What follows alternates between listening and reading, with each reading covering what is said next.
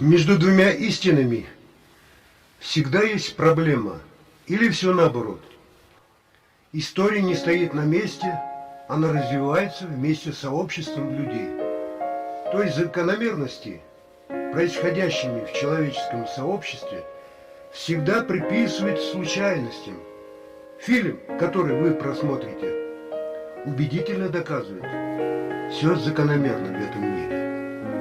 Мой приятель, писатель в Чувашии, он проявил себя выпуском нескольких книг, пригласил меня посетить в Ассамблее народов Чувашии, где должна была состояться выставка художника из соседней с нами республики, Татарстан.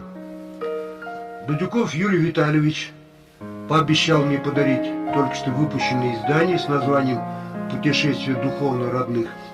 Она на чувашском языке.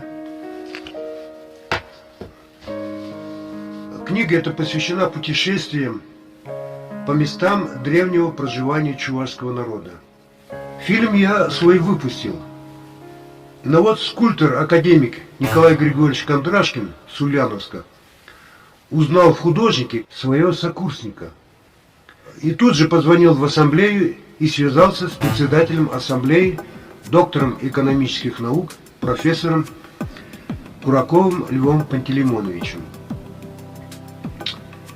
И предложил ему свой готовый бюст, проект бюста Пушкина Александра Сергеевича. Величие Пушкина – это всеобъемлющий фактор для всех народов не только России, но и в мире.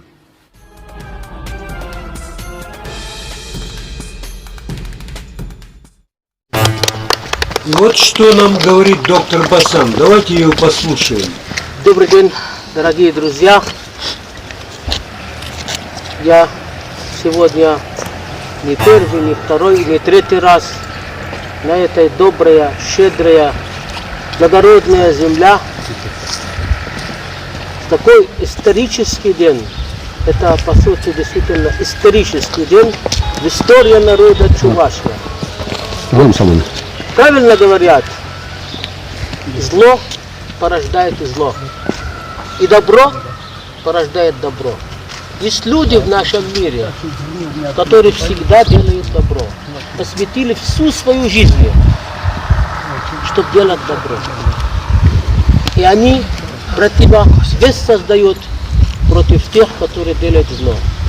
Установить такого памятника, кто-то может сказать, это случайность. В жизни случайность не бывает. Встреча состоялась. 2 недели тому назад они договорились, Лев Пантелеймонович сказали, все, здесь будет установлен памятник Пушкину. Есть много людей в нашем мире, которые говорят одно, делают другое. А есть люди, которые их слова и дела никогда не расходятся.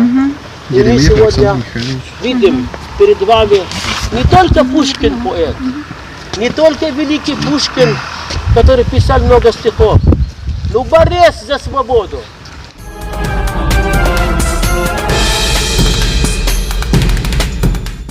За освобождение от рабства народа. Пушкин, который имел очень большие, хорошие взгляды в сторону народа своего.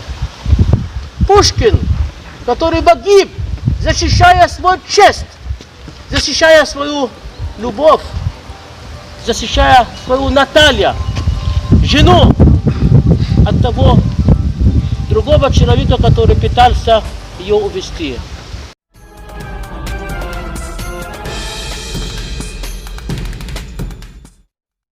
В начале было слово, и в слове был Пушкин. В первый наш приезд на родину академика Куракова идея расположить памятник среди деревьев исходила от местных жителей. По их мнению, позже здесь можно было поставить памятники и чувашским, и татарским представителям поэзии. Но Николай Кондрашкин вдруг увидел другую перспективу своему творению. На фоне культовых мемориальных объектов истории развития деревни, памяти участников и погибшим в Великой Отечественной войне, расположение памятника Пушкина обрел другую значимость. Памятник Пушкина – это уже надо рассматривать с точки зрения политики. Наследие Пушкина – это всенародное, приемлемое согласие между народами России, которое ни в коем образом не принижает народы, а объединяет. Вот так, как будто само провидение подсказало Николаю Григорьевичу придать Пушкину легкий поворот головы в левую сторону, когда он ваял этот бюст.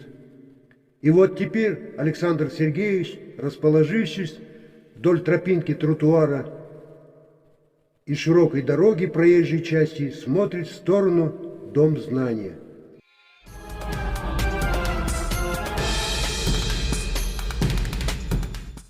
Добрый день, дорогие друзья, уважаемые жители и гости Батыревского района. На дворе красавица осень, а на календаре 4 октября. Мы уверены, что это день особенный. День, который войдет в современную историю памятной датой. И сегодня мы с вами становимся свидетелями уникального в республике события – открытия памятника великому творцу, патриоту, выдающемуся поэту, любимцу многочисленных почитателей русской литературы Александру Сергеевичу Пушкину. Инициатор, организатор и меценат данной акции – ваш земляк, истинный патриот, созидатель и хранитель культурного наследия, духовно-патриотических ценностей, председатель Совета Ассамблеи народов Чувашии, академик Лев Пантелеймонович Кураков. Лев Пантелеймонович, вам слово. Спасибо. Дорогие жители Батыровского района, дорогие жители Чувашской республики, сегодня в действительности знаменательное историческое событие в нашей республике. Впервые в деревне, на моей родине, сегодня мы открываем памятник великому поэту России Александру Сергеевичу Пушкину. Это место выбрано не случайно. Здесь силами сельчан, дружников деревни открыт культурно-патриотический центр. Здесь открыт монумент славы нашим героям, участникам победы в Великой Отечественной войне и участникам и тыловикам, которые сражались за нашу великую победу, за наше счастье будущего поколения.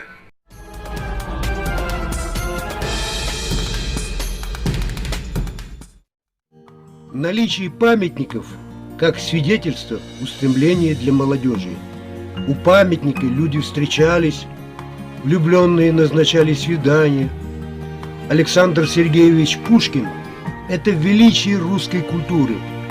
Скажу, этот символ не смирительная рубашка для других малочисленных народов России, а напротив, это символ всеобъемлющего значения, который выступает объединяющим фактором для всех народов.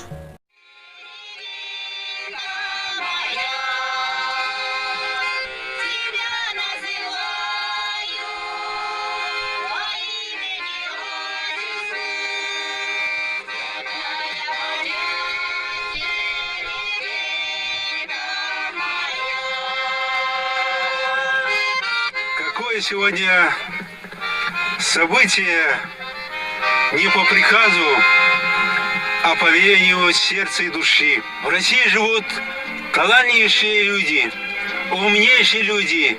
Культура в России всегда была на передовых позициях. Без культуры нет будущего. Без культуры нет никакого прогресса. Без культуры нет никакого движения вперед. Только культура. И во время Великой Отечественной войны на фронтах, когда было тяжелейшее положение, выступали наши великие поэты, артисты. Они вдохновляли воинов на великие подвиги. Они за наше счастье шли на смерть, отдавая самое дорогое в своей жизни – жизнь. Тебя называю по имени отчеству, святая, как хлеб, деревенька моя.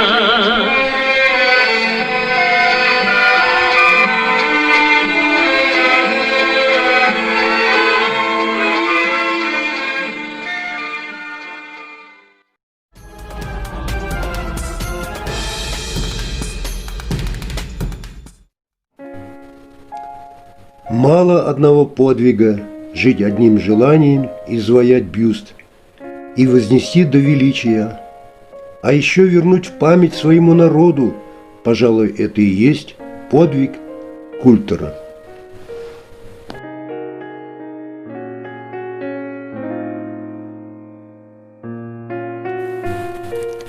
Да, подзабыли мы Кокеля за годы построения социализма. Широкие массы людей даже не слышали о нем, его и не замечали, но среди ученого сословия чуваши он, Кокель Алексей Афанасьевич, все же жил в памяти нашего народа. Вот так, благодаря мудрости Льва Куракова и таланта Николая Кондрашкина, гению, которому доступно предвидение, востребованность общества на его запросы, явился к нам великий Кокель, ученик всемирного известного художника Репина. Выдающийся живописец, рисовальщик, педагог, теоретик, создавший свою педагогическую систему, учитель крупнейших мастеров изобразительного искусства первой половины XX века. Он родился 1 марта или 13 марта по новому стилю в 1880 году в селе Тарханы Буинского уезда Сибирской губернии, ныне Батуровский район Чувашской республики.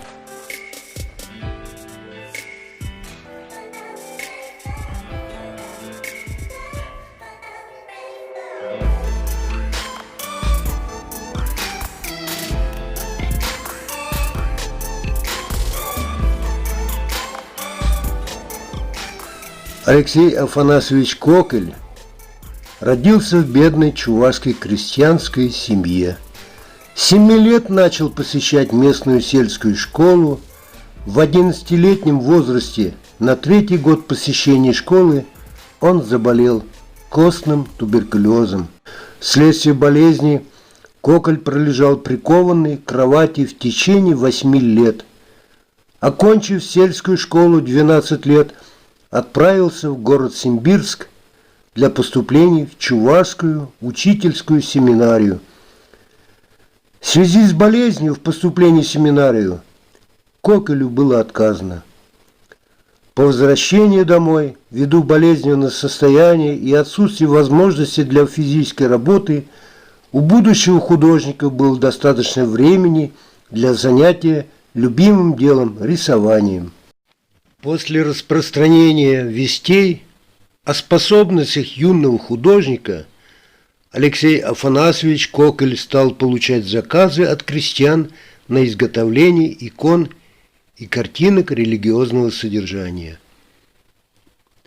Из воспоминаний живописца: стены черной избы, в которой протекало мое детство, были до отказа увешаны моими работами, которые служили образцами для заказчиков.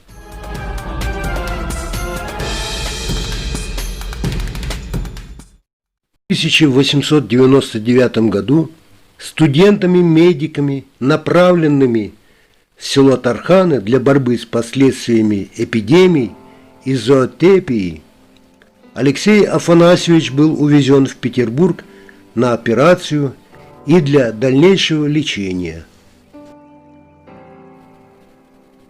После приезда в столицу Алексей Кокель был определен маковским ректором Академии художеств в рисовальную школу при Академии. Ректор был ранее ознакомлен с работами молодого дарования из альбома, переданного ему через студентку женского медицинского института Марию Варганову. Вскоре его оперировали в городской Петропавловской больнице и отправили на поправку в Тульскую губернию, имение Писаревой. Так судьба мальчишки, чуваша из бедной семьи состоялась в Санкт-Петербурге. Случайность ли это? Да нет. Само провидение его вело в гущу всех событий и стать великим человеком.